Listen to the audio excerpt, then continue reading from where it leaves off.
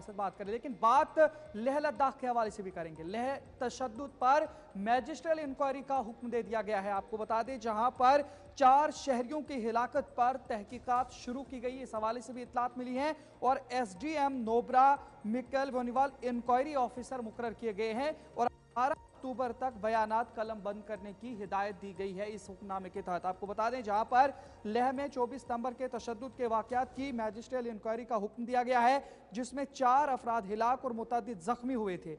Inquiry 4 हफ्तों के अंदर मुकम्मल की जाएगी, इस हवाले से हुक्मनामा जारी किया गया। और जिला लेह के डिप्टी कमिश्नर ने सब डिविजनल मैजिस्ट्रेट नोब्रा मकोल बैनीवाल को इंक्वायरी अफसर मुकर्रर किया है। गुज़श्ता माह सिक्योरिटी फोर्सेज ने लेह शहर में फायरिंग की थी, जब एपेक्स बॉडी लेह ने लद्दाख के लिए रियासती हैसियत और आइन के 6ठे शेड्यूल के तहत तहफ़्फ़ुज़ात के लिए हड़ताल की थी। इंक्वायरी कमेटी का मकसद तशद्दुद के इस संगीन कानून और इंतजामी वाक़े के हक़ाइक़, पुलिस कार्रवाई और 4 अफराद की हिलाकत के हालात जाँचना है। हिलाक होने वालों में झगमुत, दोरजे, खारनाक, रिंचन, डुडवल, हानू, स्टेंजन, नामग्याल, एगू और तेवसांग तारचिन सिकरपोजन शामिल हैं। सब डिविजनल मैजिस्ट्रेट ने आवाम से इस हवाले से यह अपील भी की है कि अगर किसी के पास मालूमात हैं जो इंक्वायरी में मदद दे सकते हैं, तो इस हवाले से वो एडमिनिस्ट्रेशन और इंतज़ामिया के साथ ताउन करें, और जो साबित हो सकते हैं तो वो 4 अक्टूबर से 18 अक्टूबर के दौरान दफ्तर के औकात में डिप्टी कमिश्नर के कॉन्फ्रेंस हॉल में जाकर मालूमात फराहम करेंगे। उन्होंने कहा कि तमाम मुतालिका अफराद से इस हवाले से दरख्वास्त की गई है कि वो ताउन करें और ताकि शफाफ और मुनसिफाना इंक्वायरी यकीनी बनाई जा सके। तो अब खास करके बात करें तो 18 अक्टूबर तक ये वक्फा दिया गया है कि जब तमाम जो वहाँ पे दस्तावेजात हैं या जो कुछ भी इंक्वायरी के अंदर देखा जाता है, 18 तक वो कलम बंद किया जाएगा। और उसी चीज़ के हवाले से अब जो मुतालबा किया जा रहा था स्टूडेंट यूनियंस की तरफ से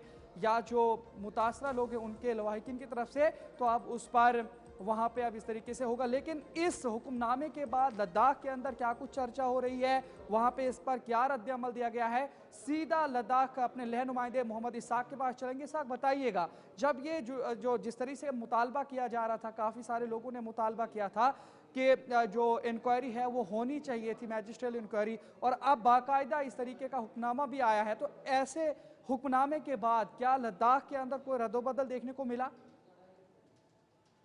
जी, ये जो मैजिस्ट्रियल इंक्वायरी की आज ऑर्डर जारी किया है जी डिप्टी कमिश्नर लेह के द्वारा, जी और इसके बाद जो है एक कमेटी बिठा दी गई है, और उस इंक्वायरी में नोटिस में कहा गया है कि अगर किसी को भी किसी की तरह की 24 तारीख के इंसिडेंट्स के हवाले से एविडेंस हैं तो वो पेश करने को कहा है।